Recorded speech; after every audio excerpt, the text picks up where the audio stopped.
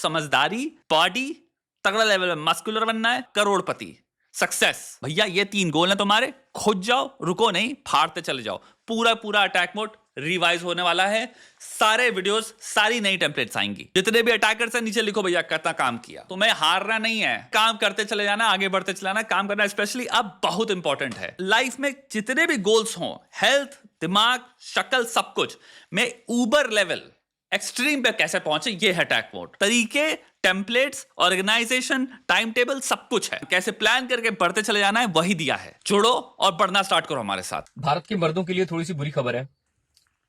अभी recently 21 Feb, थोड़ी सी भाई थोड़ी सी तो ऐसे बात कह रहे हो। उसे एक जो किताब होती है इसका टाइटल है बुरी खबर, वो भारतीय मर्दों के लिए जुडिशरी द्वारा नहीं लिखी जाती डेली बेसिस पे।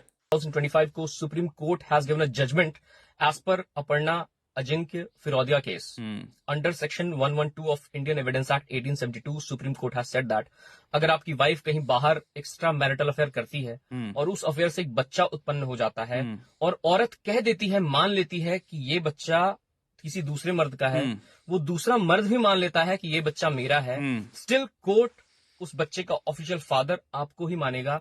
आपको ही उस बच्चे का पूरा खर्चा देना पड़ेगा, भरण पोषण करना पड़ेगा, आप ही उसके कर्ता धर्ता माने जाएंगे। और कोर्ट आपको पैटर्निटी टेस्ट यानी कि डीएनए टेस्ट की अनुमति नहीं देगा, क्योंकि कोर्ट का ऐसा मानना है कि इससे बच्चे की मेंटल कंडीशन पे इफेक्ट पड़ सकता है। बच्चों को मत बताओ। अगर पैटर्निटी टेस्ट एकमात्र मार्कर थोड़ी है जिससे कि बच्चे को पता चलेगा कि नहीं चलेगा। अगर माँ खुद एक्सेप्ट कर रही है, माँ असली बायोलॉजिकल फादर एक्सेप्ट कर रहा है कोर्ट में, तो वैसे भी बच्चे को पता चलना है ही है। अगर आप ये कह रहे हो पैटर्निटी टेस्ट ही इंडिया में भैया बैन कर दे रहे हैं, तो बहुत ही डरावनी और साइको लेवल की बात हो गई, जो कि नहीं होना चाहिए। और अगर आप कह रहे हो कि भाई लेट्स से डिवोर्स प्रोसीडिंग के दौरान या फिर पति को पता चला इंडिपेंडेंटली खुद से कि भाई इस औरत का अफेयर है मेरी वाइफ का, और उसके साथ जो बच्चा भी हुआ है मुझे डाउट है मेरा अपना नहीं है, और वो दोनों एडमिट कर रहे हैं, तो एडमिट में ऑलरेडी फिर पता तो चल ही जाएगा, क्योंकि एडमिट कर रहे हैं ना। वो पैटर्निटी टेस्ट तो मात्र कंफर्म कर रहा है बस उस चीज को जो ऑलरेडी एडमिट कर रहे हैं। मतलब इंडिया में रूल ऑफ लॉ इतना ज्यादा स्ट्रांग एंड बंधा हुआ है ना कि कई बार चीजें अगर सामने गलत हो फिर भी आप कुछ नहीं कर सकते। भारत के मर्दों के लिए थोड़ी पहला प्रश्न ये आता है भैया, क्यों बार बार आप एक चीज सुनते हो, इसको ऑब्जेक्टिवली देखते हैं, ध्यान से सोचते हैं इसके बारे में, क्यों बार बार आप एक चीज देखते हैं, पैटर्न आ रहा है जहां पे आपको ऐसी चीजें सुनाई देती हैं जो बहुत ही इलॉजिकल लगती हैं, बहुत ही वियर्ड लगती हैं। अगर औरत किसी और का बच्चा है और बायोलॉजिकल पेरेंट यानी कोई एग्जिस्ट कर रहा है इस पृथ्वी में कहीं, तो उसकी रिस्पॉन्सिबिलिटी क्यों नहीं होनी चाहिए? यानी कि मेरी बात समझो, अगर मैं एक इंसान हूं जो अपनी फुल ऑटोनॉमी के साथ डिसाइड करता है कि मैं पहले एक अफेयर करूंगा किसी दूसरे इंसान के साथ शादी के अंदर, अफेयर करते करते भाई मैं प्रोटेक्शन भी इस्तेमाल नहीं करूंगा, मैं मॉरली एक इंसान को तबाह कर ही रहा हूं, विश्वास उसका तोड़ ही रहा हूं, शादी के जितने भी रूल हैं, रिश्ते हैं, जितने भी तुम कह सकते हो नॉर्म्स, जिसके बूते पे, जिसकी बुनियाद पे हम कहते हैं हम तुमसे शादी कर रहे हैं, यानी कि हम तुम पे चीटिंग नहीं करेंगे, हम तुम्हारा साथ निभाएंगे, हम उनको तो कचूमर बना ही रहे हैं, सेक्स कर रहे हैं किसी और के साथ, वो सेफ सेक्स भी नहीं कर रहा है, जहां पे बाय द वे प्रैक्टिस जो कर रहे हैं वो भी अनसेफ सेक्स है, जिसमें बच्चा भी पैदा हो जाता है। उसके बाद अगर बच्चा पैदा हो जा रहा है, उसके बाद ये बात जब पता चलती है हस्बैंड को, रियल हस्बैंड को, जो कि पिता नहीं है उस बच्चे का, तो उसके पास कोर्स क्या है? कुछ नहीं, कुछ नहीं। क्यों? क्योंकि अब मैं बताता हूं क्या लॉजिक क्या यूज हुआ है कि गलती से भी औरत गलत ना हो जाए। अरे रिस्पॉन्सिबिलिटी, अकाउंटेबिलिटी हो जाएगी ना। अगर हम कह दें कि हाँ यार ये गलत है, आदमी के साथ क्लियरली विश्वासघात हुआ है, जब आदमी का पुत्र या पुत्री ही नहीं है तो आदमी क्यों रिस्पॉन्सिबिलिटी ले उसकी? या उसकी चॉइस होनी चाहिए कि हाँ ठीक है यार, मेरा एक इमोशनल बॉन्ड फिर भी है, डेवलपमेंटली मेरे बच्चे को हाथ में लिया है, वो बड़ा हो चुका है, मैं देखता हूं उसकी भी गलती नहीं है, उस मासूम इंसान की भी गलती नहीं है, तो मैं पिता का रोल निभाऊंगा। लेट्स से अगर हम साथ में रह रहे हैं, ये चॉइस एटलीस्ट उस व्यक्ति की होनी चाहिए, हस्बैंड की होनी चाहिए कि वो डिसीजन खुद से ले। लेकिन लीगली क्या होना चाहिए कि भाई अगर आपने काम किया है तो जो बायोलॉजिकल पिता है उसकी रिस्पॉन्सिबिलिटी फटी ना, फिर उसकी रिस्पॉन्सिबिलिटी होती है चाइल्ड सपोर्ट देने की अगर वो एब्सेंट है, उसकी रिस्पॉन्सिबिलिटी है फिर पार्टिसिपेंट बनने की, उसकी रिस्पॉन्सिबिलिटी है बच्चे की परवरिश की।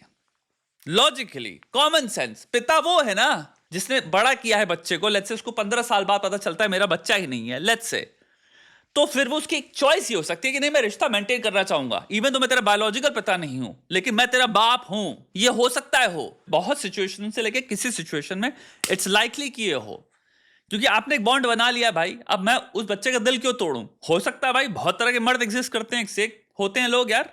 हो सकता है आपकी कोई बेटी हो या बेटा हो, जो भी हो, आप कहो कि नहीं यार ठीक है मैं तेरा सच्चा पिता नहीं हूं, लेकिन सच्चा पिता क्या होता है? कुछ नहीं होता यार, तू मेरे को बाप ही बोल।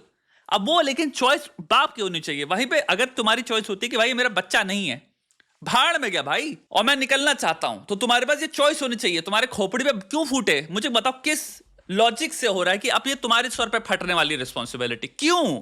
ये जो रेपरकशन है वो बैड चॉइसेस के, उसकी रिस्पॉन्सिबिलिटी लड़की पे क्यों नहीं पड़ रही? ये है असली कोर कि हमारे जो सिस्टम जो है, मैं यहां पे बस सिस्टम वर्ड यूज करता हूं, उनकी सोच ऐसी है। ये एक फेमिनिज्म की सोच है जहां पे औरत को हम कितनी हद तक जा सकते हैं डिफाइन कर रहे हैं कि उसकी गलती हो ही नहीं सकती, तो हम उनको अकाउंटेबिलिटी देंगे ही नहीं, रेपरकशंस कॉन्सिक्वेंसेस उनके खोपड़े पे फटेंगे ही नहीं उनके गलत कर्मों के। अगर कोई मर्द किसी औरत के साथ शादी में है और वो बाहर जाके चीटिंग करता है दूसरी औरत के साथ और बच्चा पैदा कर देता है, तो उसको उस बच्चे का उठाना चाहिए, इज माई पॉइंट, और उस औरत को उठाना चाहिए। वो जो हस्बैंड है अब दूसरी औरत का जिसने कुछ नहीं किया, उसका क्यों मार रहे हो? अबे जो रिस्पॉन्सिबल पार्टी है आदमी जिसने चीटिंग करी, और जो औरत जिसने चीटिंग करी, उनको रिस्पॉन्सिबल ठहराओ ना। आदमी को अगर प्रेम से निकलना है, डिवोर्स करना है, उसको जाने दो ना भाई। क्या है प्रॉब्लम कि भैया नहीं हम उसको जाने नहीं देंगे? क्यों? क्योंकि ये जो लॉजिकल कोर्स है ना जिसके मैं अभी बात कर रहा हूं, वो तभी हो सकता है अगर जहां पे एक्नॉलेज हो जाए कि जिन्होंने भी चीटिंग करी है, जो भी दो पार्टीज हैं जिन्होंने चीटिंग करी है और बच्चा पैदा किया है, आप उनको रिस्पॉन्सिबिलिटी ठहराओ, जिसमें आपको औरत को अकाउंटेबिलिटी और रिस्पॉन्सिबिलिटी डालनी पड़ेगी।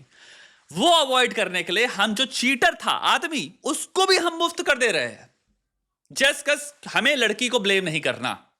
ये है पूरा माइंडसेट। तो ऐसा नहीं इसमें मर्द का बेनिफिट नहीं है। जो चीटर था, जो एक औरत शादीशुदा के साथ चीटिंग कर रहा है, बच्चा तक पैदा कर दिया, जिसको टेक्निकली चाइल्ड सपोर्ट और बच्चे की जो भी रिस्पॉन्सिबिलिटी उसका बेयर करनी चाहिए, वो भी फ्री हो जा रहा है, क्योंकि दोनों पार्टीज एक बोट में हैं। एक औरत हो गई और वो आदमी, क्योंकि हमें औरत पे ब्लेम नहीं बैठाना, हम उसको रिस्पॉन्सिबल नहीं बैठा सकते, तो उसको भी एक फ्री पास मिल गया वो आदमी को जो उस औरत के साथ बोट में था। ये है सिस्टम कि हम इतना we are going that out of our way to not hold women responsible for their actions. By the way, कि तूने बायोलॉजिकली एक बच्चा पैदा कर दिया किसी और के साथ शादी में, ये भी हम कैटेगराइज नहीं कर सकते कि ये गलत हुआ है पति के ऊपर। जो हस्बैंड है, अब तो कह दो भाई, ये तो मतलब विजिबली 2+2 लेवल लॉजिक के हिसाब से गलत है। किसी भी इंसान के साथ अगर ऐसा हो तो गलत है भाई, जाने दो उस इंसान को। उस पर बिल क्यों फाड़ रहे हो भाई? फाड़ेंगे क्योंकि हम एक्नॉलेज नहीं कर सकते। ये थिंकिंग कहां से आती है? ये है असली प्रश्न। कोई भी केस जिसमें एक औरत चीटिंग कर रही है किसी और के साथ और इसलिए ब्रेकअप हो रहा है, डिवोर्स हो रहा है, वहां पे मुझे लगता है भाई केस बाय केस जाना चाहिए, बट मेजॉरिटी में केसेस में नहीं होनी चाहिए एलिमनी। मेजॉरिटी का मैं कहूंगा मोस्ट केसेस में, मोस्ट टू मोस्ट केसेस में बनना ही नहीं चाहिए एलिमनी का। लेकिन मैं एक मार्जिन रखूंगा जहां पे हो सकता है कुछ ऐसा पेचीदा केस हो जो एक्सेप्शन, रूल ऑफ एक्सेप्शन हो जाता है। मैं उसकी बात नहीं कर रहा हूं, मैं कह रहा हूं मोस्ट, मेजॉरिटी।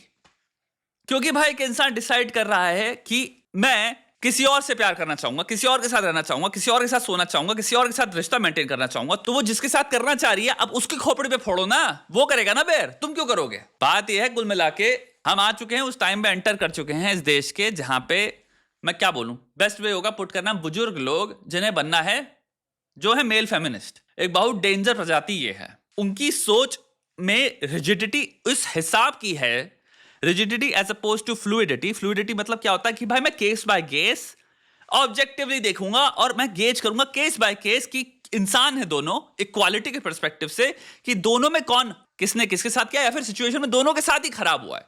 वो आपको मिलेगा जब आप केस बाय केस जाओगे, यानी कि आप ऑब्जेक्टिवली जाते हो, आई डोंट नो के पर्सपेक्टिव से जाते हो, आप बायस और प्रेजुडिस से नहीं जा रहे हो। मेल फेमिनिस्ट का एंटर पॉइंट है supreme bias and supreme prejudice. तो वो केस बाय केस जाना ही नहीं चाहता, वो पहले से ही ये सोच के बैठा है कि औरत का इंस्टीट्यूशनली कुछ ऐसा सिस्टम है जहां पे उसकी गलती हो ही नहीं सकती, चाहे उसने कुछ भी कर दिया हो। अब किसी ने पैदा कर दिया बच्चा किसी और के साथ, शादी के बाहर, शादी के अंदर होते हुए किसी और के साथ, यानी कि भाई सीरीज ऑफ बिट्रेयल देखो। कंसेप्शन हो गया, इनिशिएशन हो गया, एक्सचेंज हो गया, सेक्सुअल एक्सचेंज हो गया, अनसेफ सेक्सुअल एक्सचेंज हो गया, बच्चा हो गया, झूठ बोलना हो गया, maintenance of secret, maintenance of lies. ये इतनी लॉन्ग लिस्ट उनको चीजें नहीं दिख रही कि भाई ये भी एक ह्यूमन नेचर में उसी इंसान के आपको डेटा मिल रहा है ना।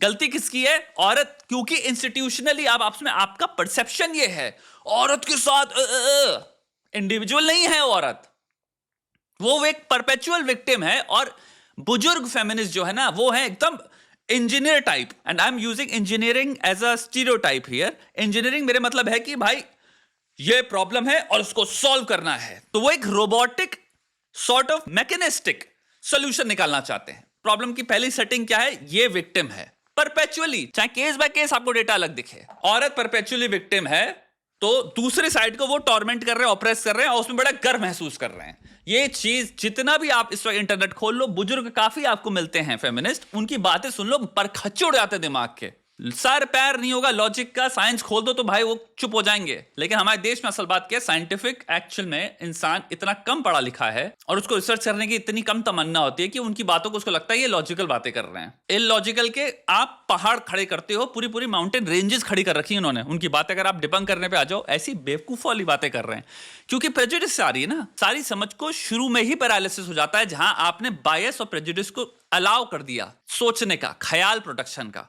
और इनकी ख्याल प्रोडक्शन तुम भी जानते हो, देखते हैं कि ये आते हैं बायस से, इसमें कोई डाउट नहीं, तुम्हें पता है, लेकिन तुम उसमें लॉजिक ढूंढते हो। जो भी गाड़ी लेके जाना चाह रहे हैं, जैसे ये बात हो गई, अब यही बात ले लो ना, ये कहां से आ रहा है? ये उसी तरह की ख्याल है, उसी तरह की सोच से ही आ रहा है, जो शुरुआत ही बायस और प्रेजुडिस है। अब उस गाड़ी में अगर तुम सवार हो के लॉजिक ढूंढ रहे हो, तो अब मैं क्या बोलूं भाई? गाड़ी कोई देख लेते ना एक सेकंड के लिए, बैठ किस में रहे हो? गाड़ी में बड़ा बड़ा लिखा है भाई, ये है हमारी सोच, हम यही जगह जाएंगे। हम कोई free exploration, free minded thinking, objective reasoning कुछ नहीं कर रहे, लिपटा हुआ है सिर्फ बायस से, कि वो दूसरी पार्टी का पर्सपेक्टिव उस गहराई से, उसी कंसिडरेशन से देखेगा ही नहीं। कुछ बातें पेपर में सुनने बड़ी अच्छी लगती हैं, रियलिटी में उस बाप से बात कर लेना जिसने एक बच्चे को बड़ा किया, उसको बाद में पता चला हो कि बच्चा उसका नहीं है। वो बच्चे की कभी पुकार सुनना क्या दिल कटेगा, जिसको उसने पापा पापा का जिंदगी भर, उसका पता चले उसका बाप नहीं है। अब उसमें मां गलत नहीं है अगर, तो मैं क्या बोलूं भाई? क्योंकि उस बाप से पूछ लो और उस बच्चे से पूछ लो, वो दोनों तो आपसे यही कहेंगे कि भैया जो रिस्पॉन्सिबल है वो शायद मेरा बाप तो नहीं है और मैं भी नहीं हूं। लेकिन यहां पे एक ट्रिक, इंसान आर्गुमेंटेटिव ट्रिक क्या कर सकता है, जैसे फैलेसी के अंदर आएगा, वो एम्प्लॉय ये कर सकता है कि हम क्या करेंगे, इस सिचुएशन को भी जस्टिफाई करने के लिए वर्स्ट केस एग्जांपल यूज करेंगे। पिता पूरी तरह से अब्यूसिव है, घर में मां से प्यार नहीं करता, सिर्फ उनको तरसाता है। उस सिचुएशन में, और ऐसी हम सिचुएशन को रचेंगे कहानी, जो कि तुम्हें मिलेगा वर्स्ट से वर्स्ट केस सिनारियो, जो कि जनरल सिनारियो कभी होगा ही नहीं। यानी स्टैटिस्टिकली अगर आप पूरी गणना करेंगे all over the world, bye the वे, जहां पे भी ये पता चला है पैटर्निटी टेस्ट में, आप इसका एक मेल में एग्जांपल ले सकते हैं। मर्द जो कि शादी में रहे लेकिन किसी और के साथ अफेयर कर रहे थे और उन्होंने किसी और के साथ बच्चा पैदा किया, दोनों के ही अगर आप देखोगे 100 रैंडम एग्जांपल्स, डिवोर्स रजिस्ट्री में जाके देख सकते हो, कहीं भी देख सकते हो, आपको पता चलेगा एक्चुअल में धोखा देने वाला इंसान 80 to 90 to 70% के अंदर एक्चुअल में वही था जो रिस्पॉन्सिबल था चीटिंग करने में। वो एक्चुअल में वर्स्ट केस सिनेरियो नहीं जी रहे थे, जहां पे उनका जो एक्चुअल में पार्टनर था वो जल्लाद था, जिंदगी हराम कर रखी थी उसने, इसलिए उनको धक्का दे के मजबूरन जाके किसी और के साथ बच्चा पैदा करना पड़ा। जनरल ये केस होगा ही नहीं। क्यों? क्योंकि प्रोलॉन्ग्ड सेफ प्लान्ड चीटिंग की बात कर रहे हैं हम, जहां पे इंसान ने इतने नंबर ऑफ इयर्स तक सीक्रेट मेंटेन किया है, यानी कि जो हमारा एक्चुअल में एक्टिव पार्टनर था उसको हम इतनी आराम से बेवकूफ बना पाए कि हम उसके पीछे ना ओनली चीटिंग कर पाए इतने आराम से, यानी हमारा एक्चुअल पार्टनर मैलिएबल था, भरोसा करता था कुछ ज्यादा ही, चेक नहीं करता था डबल, थ्रेट डिटेक्शन सिस्टम बेकार था, तो मैं आराम से बच्चा कर पाया किसी और के साथ। तो वर्स्ट केस सिनेरियो लाके अगर कोई जस्टिफाई करे ना, उससे कहना भाई ये फैलेसी है।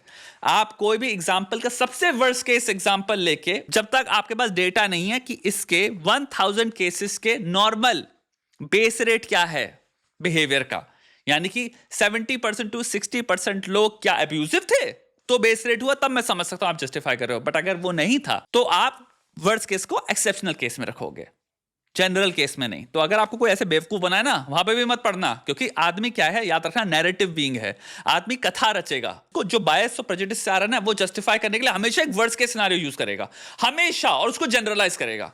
नोटिस करना, वो हमेशा हर चीज को ऐसे तुम्हारे सामने प्रस्तुत करेंगे कि ये इतनी वर्स है, तो वो तुम एक चीज देखोगे कि जनरली क्या ये जो मैं अपने अराउंड देख रहा हूं वो ट्रू है। बेस रेट जो है इस चीज का, इसे कहते हैं बेस रेट रन, ये सब इंडक्टिव रीजनिंग के अंदर आता है। जो बेस रेट रन है या बेस रेट फैलेसी हो रही है यहाँ पे। तुमको जो भी छल कपट करेंगे, तुमको अच्छे खासे इंस्टीट्यूशंस को तबाह करेंगे, वो हमेशा वर्स्ट केस उठाएंगे आदमियों का, और दिखाएंगे औरतें कितनी मासूम हो। और सेम चीज ये मैंने आपको शायद 2 वीडियो पहले आपको मिल जाएगा, जब मैं बात कर रहा हूं उन औरतों का, उनको हम नॉर्मलाइज नहीं कर सकते जो वर्स्ट केस हो जाती हैं औरतों में। मेरे साथ प्रॉब्लम क्या है, मैं रीजनिंग फॉलो करता हूं, तो मेरे वीडियो बाय वीडियो में जाओगे, तुम्हें वो जो मैं एग्जांपल्स अभी दे रहा हूं वो दिख जाएंगे। मेरे लास्ट 2 वीडियोस जो हैं वो यही है। बेस रेट देखो, ये जनरलाइजेबल बिहेवियर नहीं है। जहां पे तुम्हारी सोनम जो थी उसको मैं कह रहा हूं जनरलाइज मत करो, ये वर्स्ट केस सिनेरियो है। लेकिन जो तुम्हें मैनिपुलेट कर रहे हैं वो देखना वर्स्ट केस, कोई भी सिचुएशन हो, माता पिता बच्चे का प्यार होगा, उसमें भी वो क्या करेंगे, माता पिता बच्चे का जो वर्स्ट रिलेशनशिप होता है ना, जहां पे वो बात नहीं कर रहे, बच्चा पूछता ही नहीं माँ बाप को, माँ बाप बच्चे के साथ बस टॉर्चर कर रहे हैं, वो ऐसे दिखाएंगे। ये सबसे अवेलेबल एग्जांपल ये होता है इस रिश्ते का। कॉन्फिडेंटली इंसान ऐसे बकवास कर रहा है वर्स्ट केस सिनेरियोस को प्रेजेंट करके कि आपका नेगेटिव बायस एक्टिवेट होता है और आपको लगता है हाँ भाई किसी भी चीज का वर्स्ट केस हुआ तो है ही, तो आपको लगता है हाँ बात तो सही है, लेकिन क्या है, चित्र ही गलत पेश किया गया ना आपको, जनरल रियलिटी थोड़ी है। यही है बायस। मुझे जिस चीज को डिस्प्रूव करना है उसको मैं कैसे करूंगा, मैं वर्स्ट केस को ऐसे बताऊंगा जैसे कि ये रियलिटी है इस चीज की। घंटा साहेब, स्टैटिस्टिक्स एक चीज होती है, एम्पेरिकल साइंस से 2 चीजें होती हैं। और इस वक्त मेजॉरिटी थॉट, मानो या ना मानो, यही है कि भैया मैं नहीं कह रहा हूं भाई औरतों के खिलाफ गलत चीजें नहीं होती, मैं क्या कह रहा हूं भाई केस बाय केस जाओ ना, जहां उसके साथ अनफेयरनेस हो रही है, जिस भी पार्टी के साथ हो रही है उसका साइड लो। इतना रेडिकल आइडिया सर, क्या बात कर रहे हो सर, चीजें case by case, individual by individual different होती है, क्या बात कर रहे हो। लेकिन मैं तो इस साइड में हूं। कौन सी साइड? अबे जिसके साथ गलत हो रही है चीजें उसकी साइड में आओ ना। ये फ्रीडम के विपरीत है, ये ह्यूमन राइट्स के विपरीत है। कोई भी व्यक्ति अगर किसी परिवार में जहां उसकी बीवी लेट से उसको पता चलता है 10 साल से चीटिंग कर रही है उस पर, उसका बच्चा तक है, उसके बच्चे भी उसके नहीं है, और तुम उस आदमी को बाय लॉ अगर फोर्स कर रहे हो, ये डेफिनेशन है, बस मैं वर्ड यूज करूंगा, फ्रीडम के जो भी अगेंस्ट होता है उसके। ये तो वो बात होगी ना, तुम सांस कैसे लोगे हम बताएंगे, ये कोई ऑटोनॉमी वाली स्टेट की बात थोड़ी होती है। ये किस तरह की बुद्धि से आ रहा है, ये चीज सोचना है, बहुत इंपॉर्टेंट चीज है। सिंपल बायस, स्टार्टिंग पॉइंट आपका बायस है, आप आइडियोलॉजी में डूब चुके हैं, आप बहुत फार एक्सट्रीम में जा चुके हैं उस आइडियोलॉजी के। दूसरी साइड दिखती नहीं है, वो हमेशा आपको दिखते हैं परपरेटर्स ही, चाहे कितना गलत हो गया उसमें। ये है ये, और ये आपको यूट्यूब पे भी भर भर के मिल रहा है इस टाइम पे। प्रोग्रेसिविज्म की सबसे डरावनी चीज पता है क्या होती है, उसका सच्चाई से कोई लेना देना नहीं है, आप थ्योरेटिकल पैराडाइज बना रहे हो। इतिहास गवाह है और ह्यूमन लिमिटेशन गवाह है इस चीज की कि जब जब इंसान रचता है कि ह्यूमन पैराडाइज क्या होगी, मोर ऑफ्टन देन नॉट हटाओ, ऑलवेज कंसिस्टेंटली वो सबसे बड़ा जहन्नुम होगा जो इंसान रचेगा इंसानों के लिए। Is the definition of dictatorship, क्योंकि वो चीज पेपर पे लिखी गई है, उसके अंदर ह्यूमन बिहेवियर के nuances, weird contradictions, nuances, rebellions, बेवकूफी, ये सब चीज हम अकाउंट कर ही नहीं सकते ना। तभी कोई भी तुम आइडियोलॉजी रख लो जो पेपर पे लग रहा हो कि अगर इंसान ऐसे जिए तो कितनी खूबसूरत जिंदगी होगी सबके लिए, उसको जब तुम रियलिटी में रखोगे तुम देखोगे झन्नू बन जाती है वो लोगों के लिए, क्योंकि तुमने ह्यूमन नेचर को फैक्टर ही नहीं किया ना। तुम पेपर में तो तुम जानवर की तरह लिख रहे हो ना इंसानों को, और एक निर्माता लिख रहा है जैसे कि वो भगवान है। मुझे पता है इंसानों के लिए अच्छा क्या है उनके बिहाफ पे, तो उनको बस ऐसे ऐड करना है जैसे मैं कह रहा हूं, और इन्हें पता भी नहीं, ये खुश होंगे। मैं तुम्हारे बिहाफ पे बताऊंगा तुम्हें क्या करना है, तुम्हें क्या होना चाहिए, तुम्हें क्या एम करना चाहिए। सुनने में बहुत अच्छा लगेगा, वो सबके लिए भला होगा, उसके अंदर सबकी सुनहरी प्रॉस्पेरिटी सब कुछ होगा। जब आप उसको अप्लाई करोगे ना, और तुम पहला रूल जब तोड़ोगे, क्योंकि तुम्हारा ह्यूमन नेचर आ जाएगा, तुम अपनी जिंदगी में जब 5000 प्लान बनाते हो और उनमें 99% फेलियर रेट होता है, तो तुम्हारा अगर कोई निर्माता है जिसको इतनी पावर मिल गई है, वो बता रहा है कि तुम्हारी डेस्टिनी ये होनी चाहिए, मुझे पता है तुम्हारे बिहाफ पे, तुम्हारे बिहेवियर में ये सिर्फ तुम्हें करना चाहिए, तुम इसके लिए बने हो, इसमें तुम सबसे खुश होगे, तुमसे नहीं पूछा उसने। और फिर तुम जब वो 99% फेलियर रेट उस पर लाओगे, तुम्हें लगता है वो तुम्हें बख्शेगा? क्या करेगा वो? क्या करेगा उस इंसान का जो नहीं करना चाहता पार्टिसिपेट? क्या करेगा वो इंसान को जो ऑपोजिट करना चाहता है? अबे ह्यूमन नेचर में हर एक परसेंटेज एग्जिस्ट करती है, और क्या करेगा वो उसको एनफोर्स करने के लिए। सबसे डरावनी चीज इंसान के बारे में है आई डोंट नो का ऑपोजिट। मुझे पता है, क्योंकि वो सिर्फ गुरूर, एरोगेंस, अंधविश्वास, ऑपोजिट है वो साइंटिफिक थॉट का, फॉलिबिलिज्म, फॉल्सिफिकेशन के। मुझे पता है, यानी कि मैं गलत नहीं हो सकता, मैं इतना महान हूं, कोई नहीं है इतना महान। एक चीज जो एकमात्र चीज गवाह है इस चीज की, इंसानियत की, जिसमें बड़े बड़े ज्ञानी सब मर गए कह कह के, एपिस्टेमिक ह्यूमिलिटी जिसे कहते हैं। विजडम का मार्कर है एपिस्टेमिक ह्यूमिलिटी, वो इंसान जो जानकारी की सोच में हम्बल होता है, वो नहीं जो कह रहा है ऑपोजिट आई डोंट नो का, आई नो, मेरे पास सारे सोल्यूशन है, अपार सोल्यूशन है। बहुत डरो ऐसे इंसान से, उससे बड़ा डिल्यूडेड इंसान कोई नहीं है इस पृथ्वी में।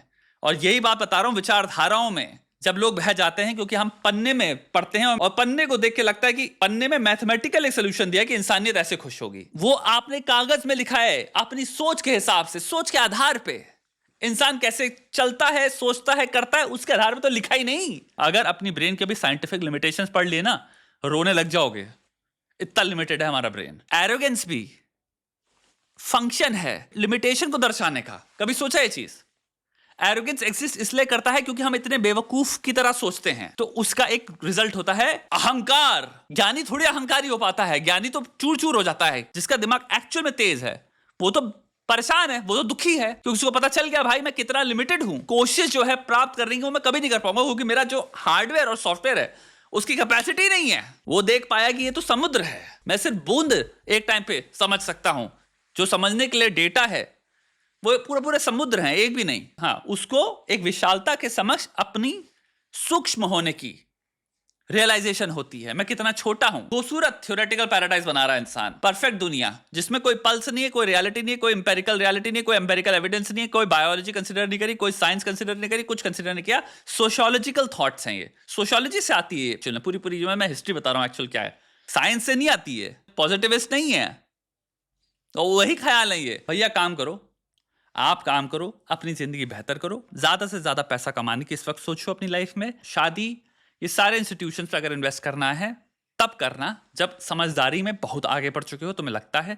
दूसरा, जिसके साथ भी सोच रहे हो आप उनको इतने लेवल पे देख चुके हो इतने टाइम से, जहां पे आप उनका व्यवहार, जब उनको लोग रॉन्ग करते हैं, उनको पिस ऑफ करते हैं, उनके ऑफिस में जब लड़ाई होती है, भड़स होती है, ये सब चीजें आप देखते हो, तो उनका व्यवहार कैसा होता है। कोशिश करो देखने का लोगों को जो इन सोशल एंगेजमेंट डिसेंट हैं, एंड ईयर्स ऑफ एविडेंस होना चाहिए तुम्हारे पास, ईयर्स। तब सोचो हाँ भाई इस इंसान से शादी बनती है। अजनबियों से तुरंत प्यार हो गया, तुरंत कूद गए, लड़की बहुत चौड़ में रहती है तो आपको लग रहा है क्या लड़की है, इसको तो भाई मजा ही आ जा रहा है, सर पे रानी बना के रखेंगे, वो तुम्हारे मुंह पे जूता रख के बैठी है।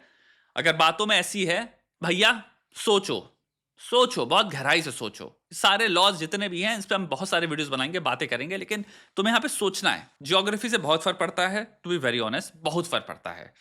डिवोर्स को इतनी बुरी चीज नहीं है, लेकिन अगर डिवोर्स में आप तबाही हो जा रहे हो, आपकी खुशी छिन जा रही है, आप पे 10 केसेस लग जा रहे हैं, तो फिर तो वो बहुत ही एग्जैजरेटेडली बैड एक्सपीरियंस हो गया ना। दुनिया में भी बहुत लोग डिवोर्स हो रहे हैं, कोई ऐसा नहीं, कितने लोग होंगे भाई हाँ मेरा डिवोर्स हो गया, अब मैं अपने नए पार्टनर के साथ बहुत खुश हूं। कितने सारे लोग आप देखते हो अभी जितने करंट पार्टनर के साथ हैं वो खुश हैं, पूरी पूरी जिंदगी निकाल रहे हैं, 20 साल हो गए उनको, 30 साल हो गए, तो ऐसा तो है नहीं वो बैठ के रो रहे हैं कि मेरा एक बार डिवोर्स हुआ था। तो नेसेसरली लाइफ को तबाह कर देने वाला इवेंट नहीं है, बट इंडिया में भाई काफी हद तक हो सकता है आपके लिए बहुत ही खराब इवेंट बन जाए। कितने लोग हैं जिनके पास हो सकता है बहुत पैसा हो, माइंड नहीं करें रीजनेबल अमाउंट एलिमनी देने में।